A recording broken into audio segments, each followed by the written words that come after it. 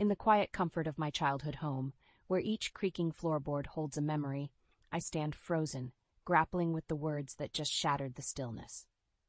Gregory, my husband of 8 years, his face an unreadable mask, drops the bombshell that upends everything. Lydia, it's decided. Alara is moving in and your mother needs to go to a nursing home. If you're not okay with that, we can always divorce, he states coldly. Behind him, Alara, his sister, smirks with a venomous glee that chills me to the bone. Their cruelty, stark and unapologetic, feels like a physical blow. I've always believed in the sanctity of family, in the bonds that were supposed to be unbreakable. But here I am, watching those bonds fray and snap before my very eyes. My mother, frail and vulnerable since Dad's passing, has become a mere inconvenience in their scheme. Divorce? The word tastes bitter as I spit it out, disbelief lacing my voice. You'd throw away our marriage all for her? Gregory shrugs, his indifference a sharp contrast to the tempest raging inside me. Lydia, it's simple. Alara needs a place to stay, and frankly, your mother is just taking up space. We need to think practically. Practically? The audacity of his words stings. This house, brimming with decades of love and laughter, reduced to mere square footage in his eyes. I glance at my mother, sitting in her favorite armchair, a look of utter defeat etched on her face. The image of her being sent away, discarded like an old piece of furniture, ignites a fire within me. Fine, I say, my voice steady despite the turmoil inside. If divorce is what you want, Gregory, then you'll have it. But know this, I will not let you toss my mother aside like she's nothing. Gregory's eyes widen in surprise. Clearly, he hadn't expected me to call his bluff. Alara's smirk falters, her confidence shaken. In that moment, a plan begins to form in my mind. A plan to not only escape this toxic marriage, but to expose their callousness for what it truly is. They think they can manipulate me, break me down, and cast aside the people I love most. They're sorely mistaken. As I head to my room, the words of my father echo in my mind, a mantra of strength and resilience. Never let anyone dim your light, Lydia. Stand tall, even in the darkest of times. Tonight, as I lay in bed, I'm not just planning a divorce. I'm planning a reckoning. Gregory and Alara have awakened a side of me they'll wish they hadn't. I'll protect my mother and our home, no matter what it takes. This is more than just a marital dispute. It's a battle for dignity, for respect, and for the sanctity of the home I've loved my whole life. They may have declared war, but I'm more than ready to fight back. The morning light filters through the curtains, casting a warm glow over what feels like the aftermath of a storm. Today, the battle lines are drawn. I'm not just fighting for my mother's dignity. I'm fighting for my own. I start the day with a phone call to a lawyer, my voice steady but my hands trembling. The lawyer, a woman named Miss Hernandez, listens intently as I explain the situation. Mrs. Graham, we can start the divorce proceedings immediately, she assures me. And regarding your mother, we'll ensure she stays right where she belongs. Her words are a balm, and for the first time since Gregory's ultimatum, I feel a flicker of hope. As I hang up, I'm met with the sight of Gregory and Alara in the kitchen, their laughter grating against my nerves. Alara, perched on a stool, is flipping through a magazine, while Gregory prepares breakfast with an air of forced normalcy. Good morning, Lydia, Gregory says, his tone casual, as if our world hadn't just crumbled. I've contacted a lawyer, I reply, my voice devoid of emotion. We're getting a divorce, Gregory, and my mother is staying. Alara's eyes snap up from her magazine, her earlier smugness replaced by shock. You're serious? You'd really throw away your marriage over this? Over this? I echo, my anger simmering. This is about respect, Alara, something you know nothing about. Gregory sets down the spatula, his face hardening. You're being irrational, Lydia. You can't just... Irrational? I cut him off. No, Gregory. What's irrational is expecting me to abandon my mother for your sister's convenience. The tension in the room is palpable, a silent war raging with every word exchanged. My mother shuffles into the room, her presence a reminder of what's at stake. Lydia, is everything all right? She asks, her voice frail. Everything's going to be fine, Mom, I assure her, my resolve strengthening. Gregory and Alara exchange a look, a silent conversation that speaks volumes. They had underestimated me, and now they're scrambling. In the following days, the house becomes a battlefield of silent glares and unspoken words. Alara's presence, once just an annoyance, now feels like a constant provocation. Every smug smile, every dismissive gesture fuels my determination. The day I receive the divorce papers, my hands shake as I sign them. There's no joy in this victory, only a deep sense of loss for what could have been. But as I watch Gregory's face fall when I hand them to him, I feel a surge of empowerment. "This is what you wanted, isn't it?" I say, my voice steady. "Freedom from us, from responsibility. Well, you've got it." Gregory's response is a mumbled excuse, a feeble attempt to justify his actions.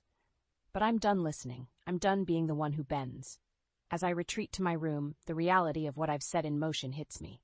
There's no turning back now, but in this moment of solitude, I don't feel fear or regret. I feel a fierce sense of pride. I am Lydia Graham, and I will not be broken. Not by Gregory, not by Alara, and certainly not by the cruel hand fate has dealt me.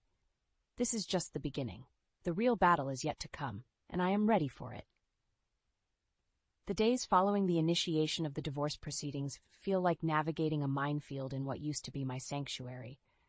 Gregory's aloofness and Alara's scornful glances are constant reminders of the battle I'm embroiled in. But I refuse to be intimidated in my own home. A week later, I'm sitting across from Miss Hernandez in her office, the divorce papers spread out like a map of a battlefield. "The good news," she begins, her eyes scanning the documents, "is that you have a strong case for keeping the house, especially given your mother's condition." I nod, a mixture of relief and sorrow washing over me. This house, once a symbol of familial warmth, has become the core of my struggle. "But," Miss Hernandez continues, "there's something unusual. It seems Gregory has significant debts, ones he's kept hidden." "Debts?" The word hits me like a wave. Gregory's secretive phone calls and sudden expenses now make a chilling sense. The realization that he's not only betrayed my trust but also endangered our financial security is a bitter pill to swallow. Can he claim the house because of these debts? I ask, my voice barely above a whisper. It's unlikely, given the circumstances. But we need to be prepared, she replies, her tone firm yet reassuring. Armed with this new information, I return home, my mind racing. The sight of Alara lounging in the living room, her feet disrespectfully propped up on the coffee table, ignites my anger. "Enjoying yourself?" I ask, unable to mask my contempt. Alara looks up, her eyes cold. "Oh, I'm just getting comfortable. After all, it's going to be my home soon." Her smugness is like a slap in the face, but I stand my ground. "Actually, Alara, you might want to start looking for another place. The house isn't going to be part of the divorce settlement." Her smirk fades, replaced by a flicker of panic. "What do you mean?" Gregory said. "What Gregory said and what's legal are two different things," I cut her off. "And while we're at it, let's discuss your brother's hidden debts." Alara's face drains of color. "Debts? What are you talking about?" "Oh, don't play dumb, Alara. It's unbecoming," I retort. "Gregory's financial troubles are going to complicate things for both of you." For the first time since she arrived, I see uncertainty in Alara's eyes. The revelation of Gregory's debts seems to have shaken her confidence, her facade of control slipping. Gregory walks in at that moment, his face a mask of confusion. "Lydia, what's this about debts?" "Ask your brother, Alara. He seems to have been keeping secrets from both of us," I say, turning to leave the room. As I walk away, I can't help but feel a sense of satisfaction. The tables are turning, and for once, Gregory and Alara are the ones caught off guard. But this is more than just a game of one-upmanship. It's about justice, about reclaiming my life and protecting my mother. Gregory and Alara may have thought they could control me, but they're about to learn just how wrong they were. The battle lines have been drawn, and I'm not just defending my ground, I'm advancing. The following days are a blur of cold exchanges and tense silences.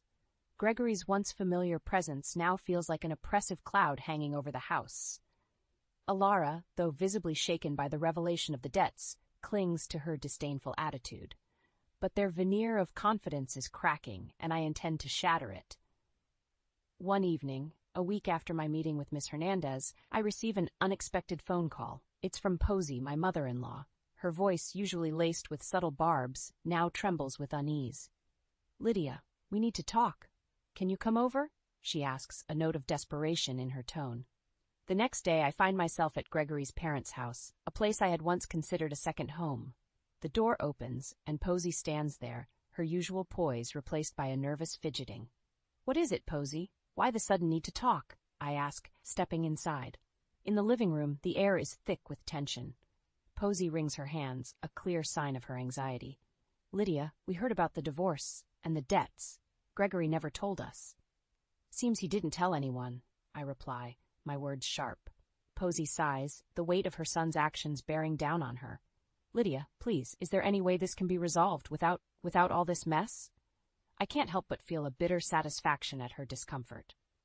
This was the woman who had subtly undermined me at every turn, who had always favored her son's whims over my well-being. "Posey, you're asking me to overlook your son's betrayal, his lies, and his attempt to throw my mother out of her own house. You think that can just be swept under the rug?" I demand, my voice rising. Posey flinches, the reality of my words hitting her hard. I didn't know about all that," she stammers. "That's the problem, Posey. You never knew, or perhaps never wanted to know. Gregory and Alara's actions are a reflection of what they've been taught, what they've been allowed to get away with," I say, my gaze unwavering. For a moment, Posey seems lost for words, the veneer of the matriarch crumbling before me. Then, with a heavy sigh, she speaks. I'm sorry, Lydia. I didn't realize." As I leave their house, Posey's apology echoing in my ears, I feel a complex mix of emotions. Anger, certainly, at the years of subtle jabs and favoritism, but also a sense of closure, of having spoken my truth to the woman who had, in many ways, enabled Gregory's behavior. This isn't just a victory in the battle of the divorce, it's a personal victory, a reclaiming of my voice and my worth. Gregory and Alara may have started this war, but I'm the one who's going to end it. And as I drive back to my house, to the life I'm fighting to protect, I know one thing for certain. I am not the same woman they thought they could control. I am stronger, fierier, and more determined than ever. The real battle is just beginning, and I am ready for it. The finalization of the divorce arrives like a storm, fierce and liberating. Gregory's signature on the papers is more than a legal formality. It's the end of a chapter filled with betrayal and the beginning of a new narrative written on my terms. In the aftermath, I find myself standing in the now quiet house, a sense of solemn victory washing over me. The property is mine, and my mother's place in her own home is secure. But the win is bittersweet. The house feels larger, emptier. Alara had moved out the day before the divorce was finalized, her departure marked by a sullen silence that was a stark contrast to her usual brashness. As she left, our eyes met, and for a fleeting second, I saw something that resembled regret. But it was gone as quickly as it appeared, replaced by the familiar scowl. In the weeks that follow, I focus on rebuilding. The house undergoes a transformation, each change a step towards reclaiming my space. Fresh paint, new curtains, and the removal of everything that reminds me of Gregory and Alara. My mother watches this process, her eyes reflecting a mix of sadness and relief. "Lydia, are you sure about all this?" she asks one evening, her voice tinged with concern. "I've never been more sure, Mom," I reply, placing a comforting hand on her shoulder. "This is our home, and it's time we made new memories here." But the past isn't ready to let go just yet. One evening, a knock on the door disrupts the newfound peace. Standing on the doorstep is Oswald, Gregory's father. His eyes are weary, his posture resigned. "Lydia, I need to talk to you," he says, his voice heavy. I lead him into the living room, offering a seat but not warmth. Oswald looks around, a sad smile playing on his lips. "This house, it's changed," he observes.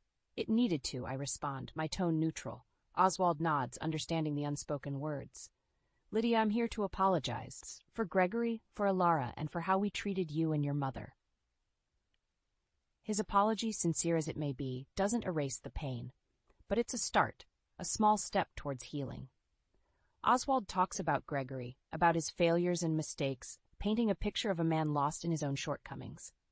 "I don't expect forgiveness, Lydia. I just wanted you to know that we see the pain we caused." Oswald says he stands to leave. His departure leaves me with a sense of closure, albeit a complicated one. The battle may be over, but the scars remain. Yet in their own way, they're a testament to my strength, to the journey I've undertaken. As I sit there, in the quiet aftermath of Oswald's visit, I realize that this battle has been about more than just a divorce or a house. It's been about finding my voice, about standing up for myself and my mother. And in doing so, I've discovered a resilience I never knew I had. The future is uncertain, but it's mine to shape. And whatever it holds, I know I'll face it with the same strength that brought me through this storm. Life after the divorce settles into a new rhythm, a dance of healing and rediscovery. The house, now infused with a sense of liberation, becomes a haven for my mother and me. But just when I start to believe that the storm has passed, the winds of the past swirl back into my life. It happens on a quiet Tuesday evening.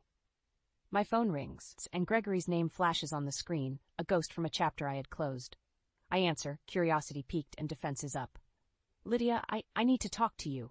Gregory's voice comes through, hesitant and strained. "Why, Gregory? What's left to say?" I ask, my tone guarded. "It's about everything. I've made mistakes, Lydia, big ones. I realize that now," he says, a note of desperation creeping into his voice. His words, meant to convey remorse, only stir a well of bitterness within me. "Mistakes? You call uprooting our lives and siding with Alara against your own wife and her mother just mistakes?" Gregory pauses, and when he speaks again, his voice is laced with something akin to regret. "I was wrong, Lydia, about Alara, about how I treated you and your mother. I see that now." The confession, though unexpected, doesn't soften the sharp edges of my memories. Realizations don't erase actions, Gregory. You chose your path. There's a shuffling sound, and I picture Gregory pacing, a habit of his when cornered. I know, but Lydia, I miss you. I miss us." The admission hangs in the air, a plea wrapped in nostalgia, but the man I loved, the man I thought I knew, vanished long ago, replaced by a stranger. "Miss us? Gregory, there is no us anymore. You made sure of that." My voice steady. Gregory's voice breaks slightly. "Can we meet? Just once to talk. Please, Lydia." The request, a blend of hope and despair, makes me pause. Part of me yearns for closure, for a final goodbye to the man I once shared my life with. But another part, the part hardened by betrayal, knows better. "No, Gregory, there's nothing left to discuss. We've said all there is to say," I say, the finality in my voice sealing the conversation. As I end the call, a sense of empowerment washes over me. The Gregory who stood on my doorstep all those months ago, demanding changes I couldn't accept, is no more. In his place stands a man broken by his choices, seeking solace in a past that no longer exists. That night, as I sit with my mother, sharing stories and laughter, I realize the full extent of my journey. From a woman caught in the tides of others' decisions to one who commands her own destiny. The road ahead is mine to travel, with its twists and turns, its shadows and lights. But one thing is clear. I am no longer the woman who once sought validation in the eyes of a man who could not see her worth. I am Lydia, whole and unbroken, master of my story. In the weeks that follow my last conversation with Gregory, life takes on a peaceful rhythm. My mother and I find joy in the small things, gardening, cooking, and long walks in the neighborhood. The house, once a battleground, is now a sanctuary of tranquility. But just as I begin to bask in the calm, an unexpected encounter jolts me back to reality. It's a sunny Saturday morning, and I'm at the local market when I spot Alara. She's at a fruit stand, her once haughty demeanor replaced by a look of wariness. Our eyes meet, and for a moment time stands still. I approach her, curiosity getting the better of me. "Alara, it's been a while." She turns, her face a mask of surprise and discomfort. "Lydia, yeah, it has." Her voice lacks its usual edge, her posture deflated. The sight of her so diminished stirs a complex mix of emotions within me. "I heard about the debts, the troubles you and Gregory are facing," I say, keeping my tone neutral. Alara lets out a sigh, the fight seemingly drained from her. "Yeah, things didn't quite go as planned. Gregory's struggling, and I guess I didn't help matters." Her admission, a rare glimpse of vulnerability, takes me aback. "I suppose we all have our lessons to learn," I reply. Alara nods, a flicker of something like remorse crossing her face. "I just wanted to say, Lydia, I'm sorry. For everything." The apology, unexpected and raw, leaves me momentarily speechless. This was the woman who had once seemed incapable of regret, now standing before me, seeking forgiveness. "Apology noted, Alara. But it doesn't change what happened," I say, my words firm but not unkind. "I know," she replies, her gaze dropping. I needed you to know." We part ways, the encounter leaving a trail of mixed feelings in its wake. As I walk back home, I reflect on the journey I've embarked on, the pain, the betrayal, and the triumphs. In the solitude of the evening, I sit with my mother on our porch, the sunset painting the sky in hues of orange and pink. We talk about the future, about the possibilities that lie ahead. "Mom, do you think I did the right thing?" I ask, seeking affirmation. She takes my hand, her eyes warm and understanding. "Lydia, you stood up for yourself and for me. You showed strength and grace in the face of adversity. Yes, you did the right thing." Her words settle in my heart, a comforting affirmation of my choices. As the night falls, I realize that this chapter of my life, though fraught with challenges, has been a crucible of transformation. I am no longer defined by the shadows of my past. I am a woman reborn, resilient, and free. My story, once entangled in the whims of others, is now mine to write. And as I look to the stars, I make a silent vow to live a life of authenticity, to cherish the love of my mother, and to embrace the endless possibilities that await. I am Lydia Graham, and my journey is just beginning.